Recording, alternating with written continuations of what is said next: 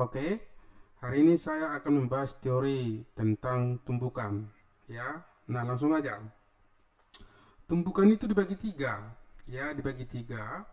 Nah, yang pertama itu nanti disebut tumbukan tumbukan lenting sempurna atau saya singkat TLS, ya. Tumbukan lenting sempurna. Kalau dia tumbukan lenting sempurna, ini nanti akan memenuhi hukum hukum kekekalan momentum, ya. Saya singkat ya, hukum kekekalan momentum. Yang kedua, ini juga memenuhi hukum kekekalan energi kinetik, ya. Artinya tidak ada energi kinetik yang hilang, ya. Energi kinetik awal sama dengan energi kinetik akhir, atau energi kinetik sebelum tumbukan sama dengan energi kinetik setelah tumbukan. Lalu yang ketiga, nilai E sama dengan satu, ya. Apa itu E? E itu adalah koefisien restitusi, ya. Koefisien restitusi atau sering nanti disebut boleh juga koefisien kelentingan, ya. Nah, itulah tumbukan lenting sempurna. Oke. Yang kedua itu nanti kita bahas tentang yang namanya tumbukan tumbukan lenting sebagian. Ini saya singkat juga ya. Tumbukan lenting sebagian. Nah, ini juga memenuhi yang namanya hukum hukum kekekalan momentum. Oke.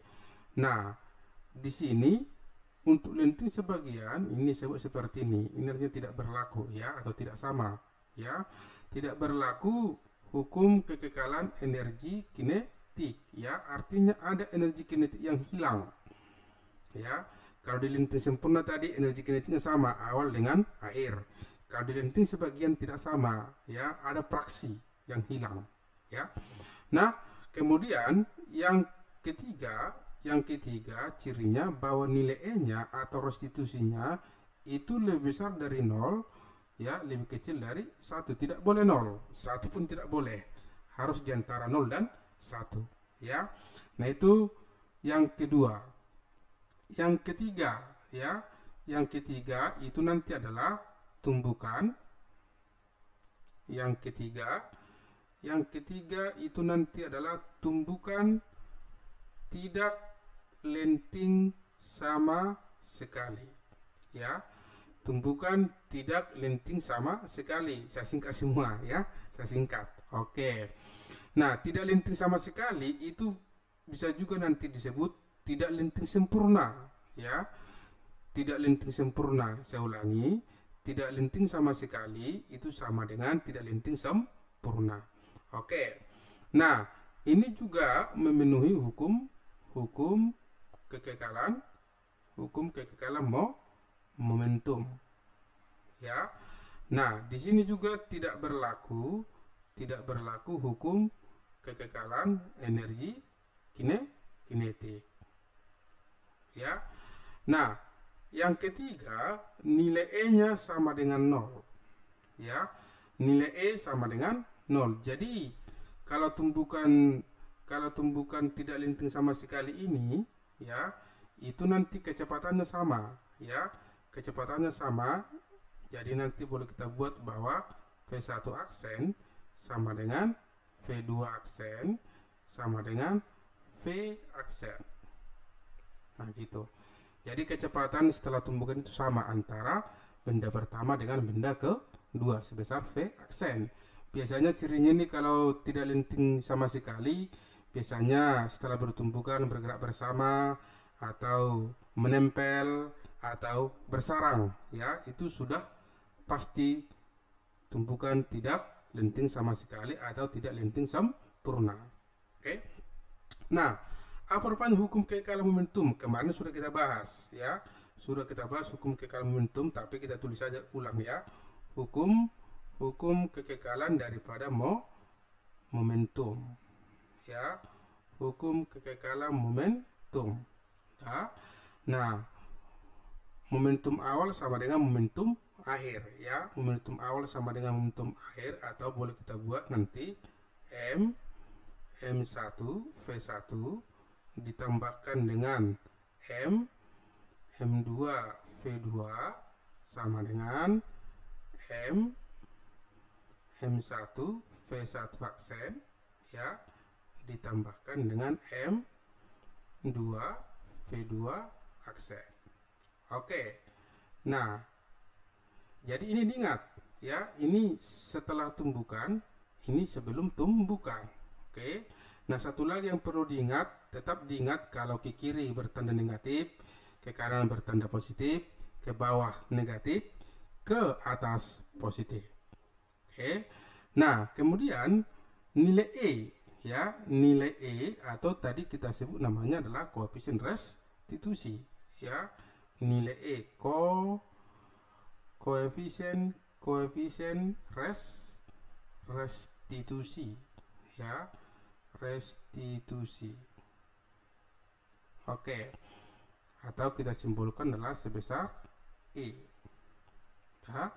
Atau boleh juga disebut koefisien daripada kelentingan, ya. Nah, rumus untuk mencari nilai E, ya, untuk mencari nilai E itu nanti E sama dengan min dari V1 aksen dikurangkan dengan V2 aksen, udah, per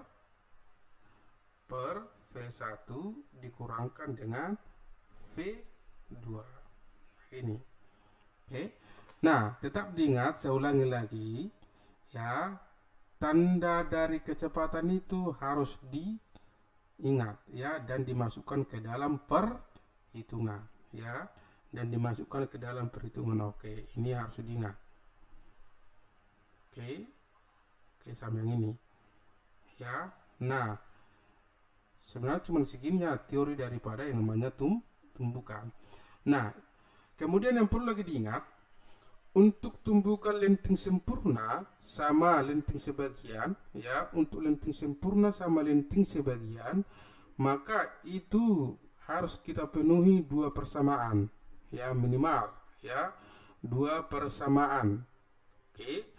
Nah, jadi untuk mengerjakan tumbukan lenting sempurna, ya, tumbukan lenting sempurna, kita mendapat persamaan dari hukum kekalahan momentum yang pertama, lalu persamaan yang kedua dari E, maka nanti persamaan dan kedua itu, ya, persamaan dari kedua itu nanti kita substitusi atau kita eliminasi, ya.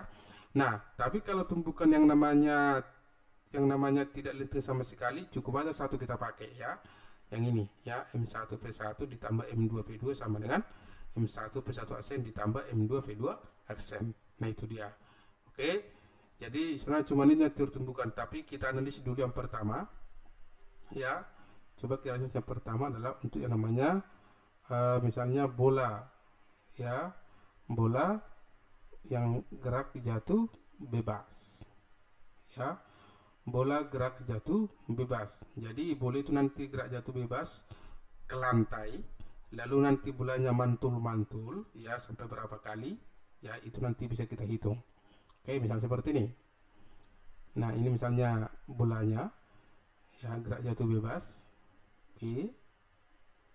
Nah, dia jatuh ke lantai. Nah, seperti ini.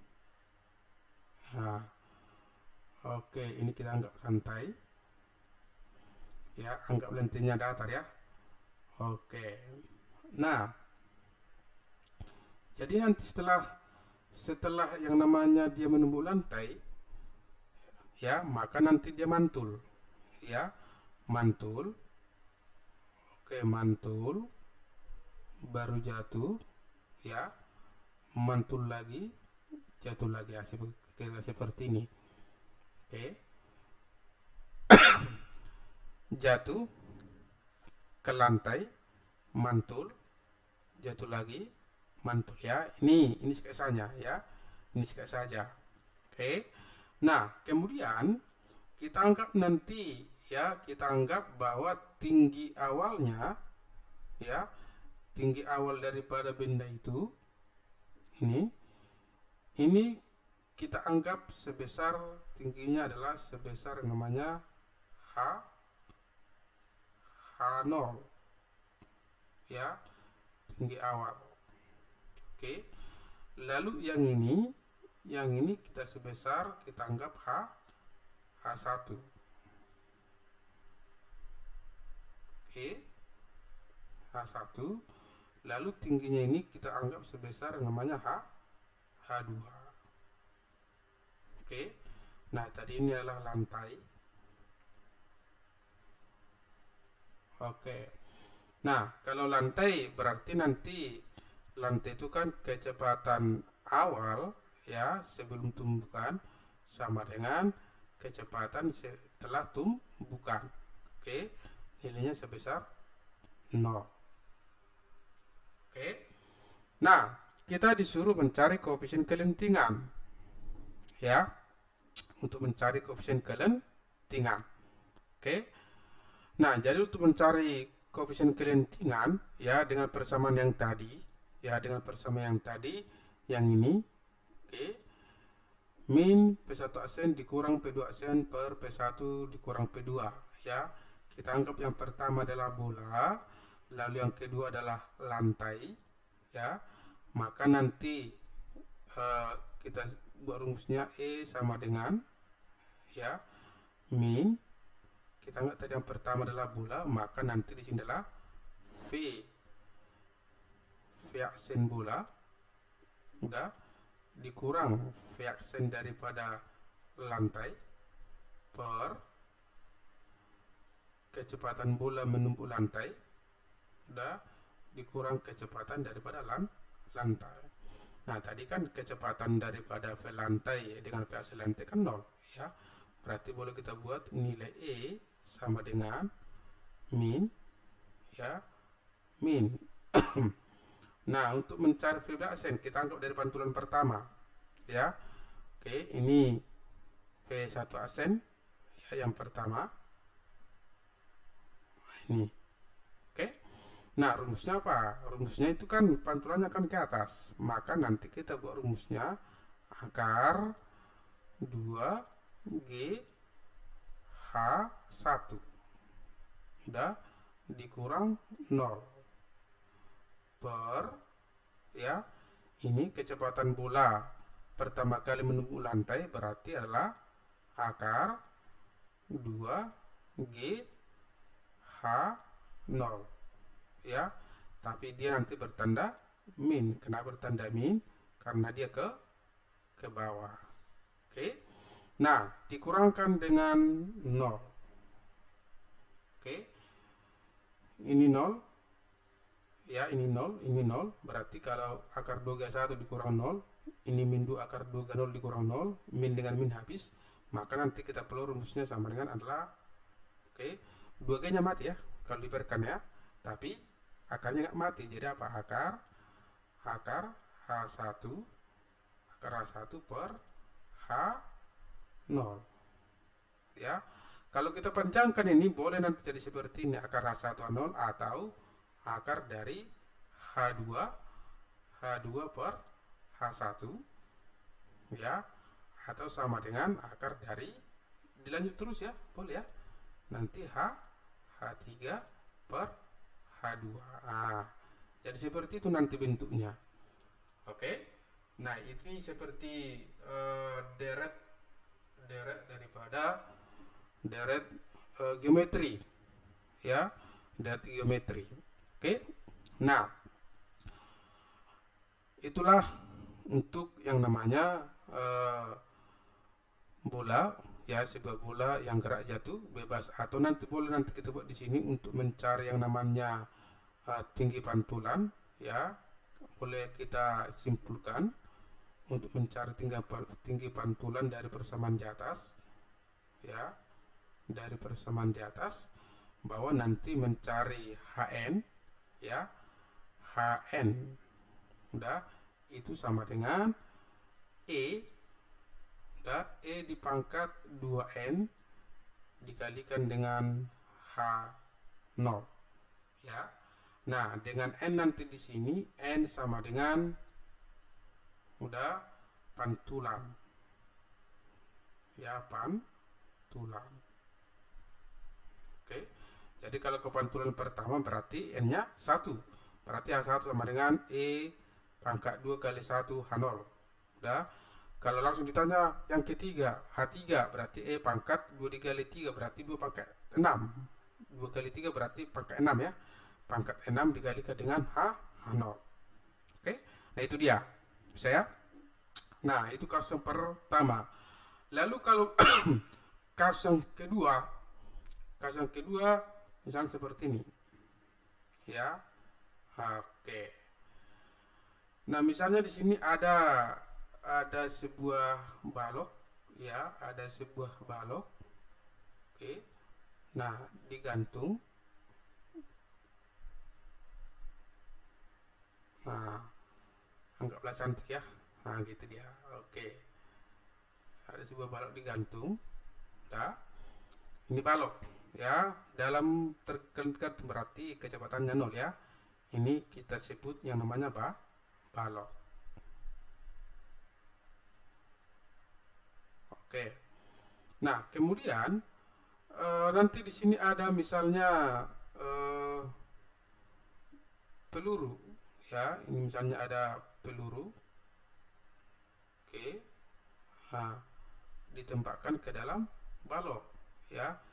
Ini MP massa peluru, dan ditembakkan ke balok dengan kecepatan V peluru.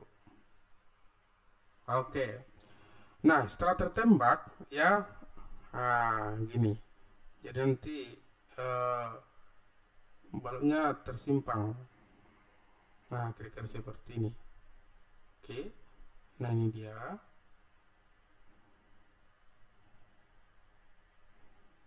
Oke.